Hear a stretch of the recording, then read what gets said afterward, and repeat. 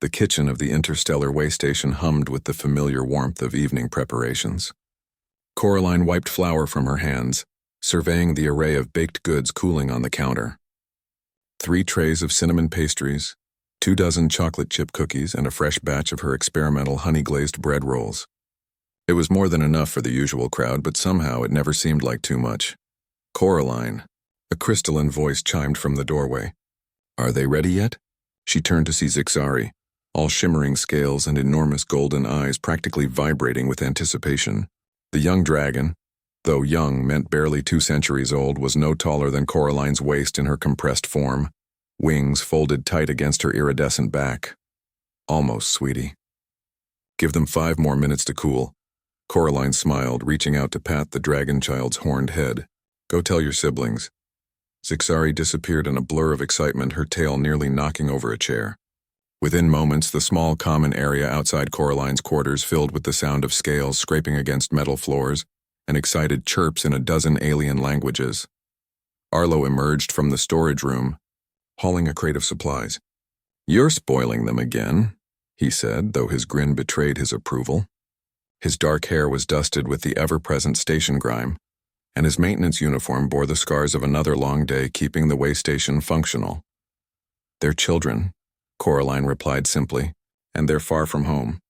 It had started 6 months ago, shortly after Coraline and Arlo had taken positions on way station Kepler 442. The facility served as a rest stop along one of the galaxy's busiest trade routes, and travelers of all species passed through daily. But it was the young dragons who had captured Coraline's heart. They arrived in small groups, sometimes alone, dropped off by merchant vessels or passenger liners. Their parents, always busy, always important, would leave them at the station's youth hostel for days or weeks at a time, while conducting business across the sector. The hostel provided basic nutrition pellets and climate-controlled sleeping chambers, but nothing more. Coraline had stumbled upon 3 of them huddled near a viewing port one evening, staring at the stars with an emptiness that transcended species. She'd recognized that look. Loneliness was universal. The next night she'd brought cookies. Now 7 dragon children made her quarters their evening haven. Zixari and her brother Kolvex, the twins Mira and Nox, young Teska, who barely spoke Galactic Common, and the older pair, Vorn and Silthin, who pretended they were too mature for human snacks but always stayed longest. "All right, everyone," Coraline announced, carrying the trays into the common area. "Fresh from the oven." The response was instantaneous. Dragon children swarmed forward with surprising delicacy, each taking care not to push or shove despite their obvious hunger. Coraline had taught them that.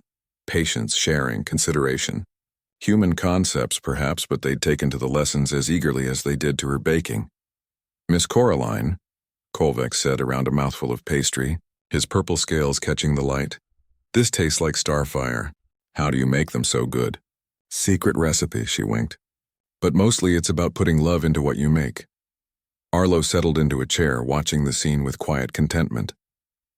He'd been skeptical at first when Coraline had suggested opening their quarters to the young dragons.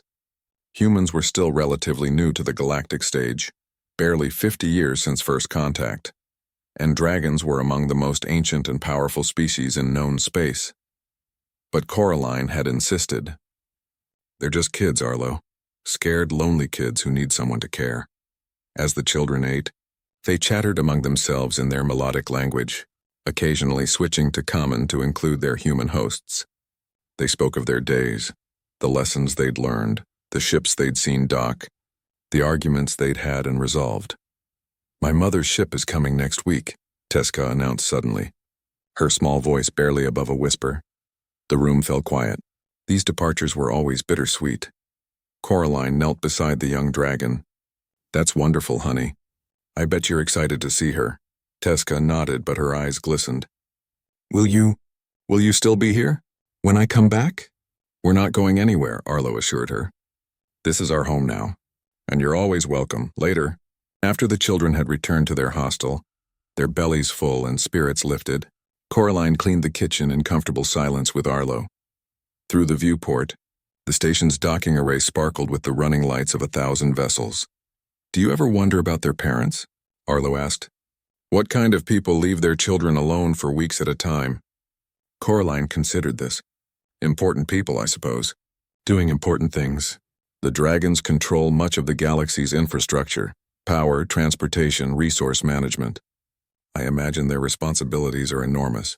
Still, Arlo muttered, kids need more than nutrition pellets. A proximity alarm chimed softly. A new ship requesting docking clearance. Coraline glanced at the manifest display. The Sovereign Dawn, registered to the Dracavian Imperial Fleet. Impressive, but not unusual. Dragons owned a third of all registered spacecraft in the galaxy. What Coraline didn't know, what neither human could have possibly known, was that 3 systems away, in the heart of the Dracavian throne world, Empress Kalazix was reviewing reports from her intelligence network. Among them, a curious notation about a human on Waystation Kepler 442 who'd been feeding her grandchildren every evening for 6 months.